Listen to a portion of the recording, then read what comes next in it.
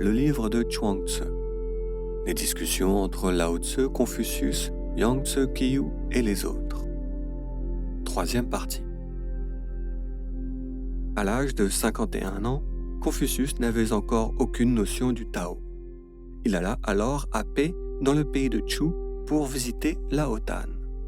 « Ah, vous voilà !» dit ce dernier. « Les gens vous appellent le sage du Nord. Dites-nous, que savez-vous du principe originel ?» Je sais que je n'en sais rien, dit Confucius avec sagesse. Alors, répondit Laotan, pourquoi ne le cherchez-vous pas ? Je l'ai cherché durant 5 années entières dans les formules et les nombres, sans pour autant le trouver, dit Confucius.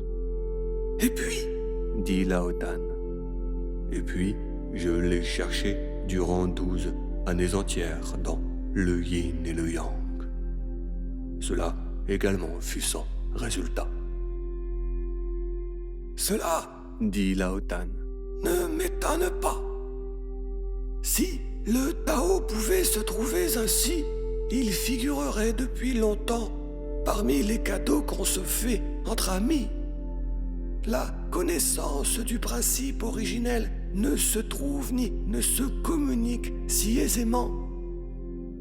Elle suppose en effet que l'homme est parfaitement réglé. Il ne faut pas vouloir accaparer la réputation à laquelle tant d'hommes prétendent. Il ne faut pas tirer à soi exclusivement les notions de bonté et de justice. Ces notions ont servi déjà à tant d'anciens. Il ne faut prendre de ces choses que sa part et à son tour. Autrement, l'on a tout le monde contre soi, car les autres aussi tirent à eux. Les anciens n'accaparaient rien.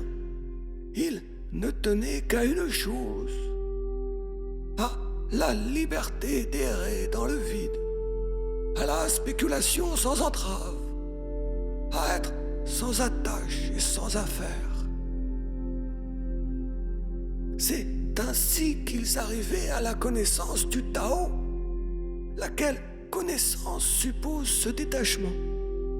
Quiconque est lié par l'amour de la richesse, de la gloire, de la puissance, est trop distrait pour pouvoir même y tendre.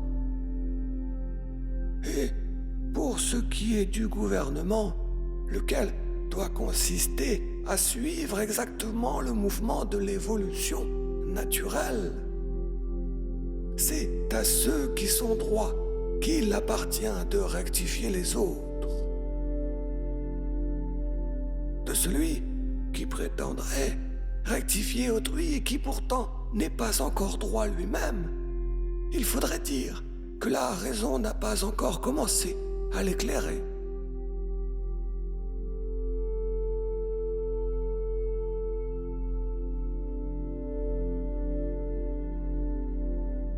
Lorsque Confucius avait visité Laotan, pour lui exposer ses idées sur la bonté et la justice, Laotan lui répondit. « Écoutez, les vanneurs n'y voient pas, à force de poussière. Quand les moustiques sont légion, il est impossible de reposer. Vos discours sur la bonté et la justice me produisent un effet analogue. J'en suis aveuglé, agité. Allons, laissez les gens tranquilles. Croyez ce que vous voudrez en théorie, mais pratiquement, pliez-vous au vent. Acceptez les changements survenus dans le monde. Ne battez pas la caisse pour appeler le fils en fuite. Les oies sauvages sont naturellement blanches. Les corbeaux sont naturellement noirs. Aucune dissertation ne changera rien à ce fait. Vos discours ne feront pas des corbeaux d'aujourd'hui, des oies d'antan. Quand les eaux se dessèchent, les poissons s'amassent dans des trous et cherchent à sauver leur vie en s'enduisant mutuellement des viscosités qui le couvrent. Ne comprenez-vous donc pas que s'ils n'avaient pas perdu leur temps à se disperser, ils auraient déjà atteint les eaux profondes? Après cette visite, Confucius resta 3 jours à méditer, sans parler. Ses disciples lui demandèrent: « Maître, mais comment avez-vous fait pour réfuter Lao Dan ?» Confucius regarda avec gravité ses disciples et leur dit: En la personne de cet homme, j'ai vu le dragon. Le dragon se replie puis s'étend, produisant l'orage ou le beau temps. Je suis resté bouche bée devant cet homme insaisissable. Que pouvais-je donc dire pour le réfuter?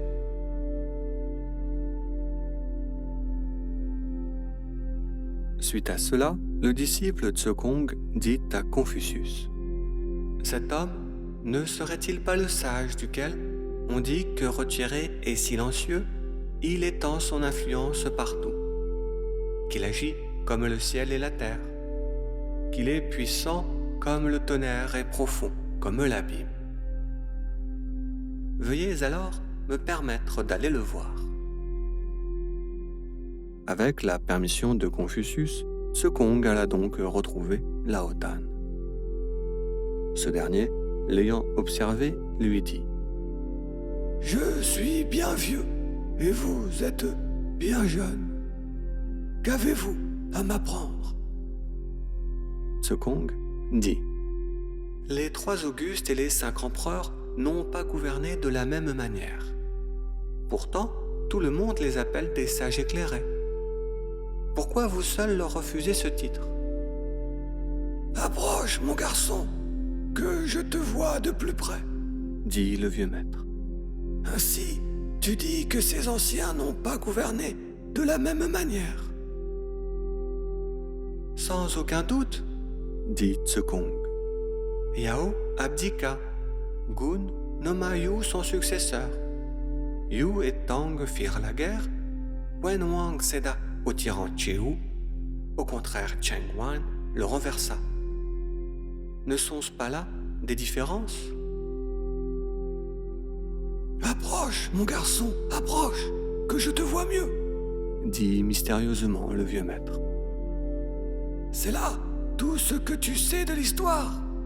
Alors, écoute. L'empereur Wan Ti organisa son peuple en empire, mais il se moquait du sort des gens. Yao contraignit son peuple au rite du deuil pour les parents, mais il se moquait de la spiritualité. Gun poussa à la reproduction. Par ordre, les femmes durent avoir un enfant tous les 10 mois. Les enfants durent parler à l'âge de 5 mois et connaître leurs concitoyens avant 3 ans. Surmenage qui introduisit des morts prématurées. Yu pervertit complètement le cœur des hommes. Il légitima le meurtre en déclarant que, à la guerre, on ne tuait que des brigands et que ce n'étaient pas des hommes. Par conséquent, il n'y avait aucun mal à faire cela. Puis, il s'empara de l'Empire au profit de sa famille, à qui il donna le mandat héréditaire de gouverner. Depuis, le désordre alla en s'empirant. La division atteint son paroxysme durant l'époque des 100 écoles de pensée. Et tu dis que les anciens gouvernaient sur l'Empire comme des sages éclairés. Non, non. Ils bouleversèrent le monde. Ils ruinèrent par leurs innovations la base de toute stabilité. L'influence forte du soleil et de la lune. Démons et des fleuves, des 4 saisons. Leur savoir-faire artificiel a été plus funeste que le dard du scorpion ou que la mâchoire d'un tigre. Et ces hommes qui n'ont pas su reconnaître les lois de la nature et de la destinée humaine prétendraient au titre de sages. Cela serait vraiment trop d'impudeur. Devant cette sortie de Lao Tan, Tse Kung resta bouche bée et mal à l'aise.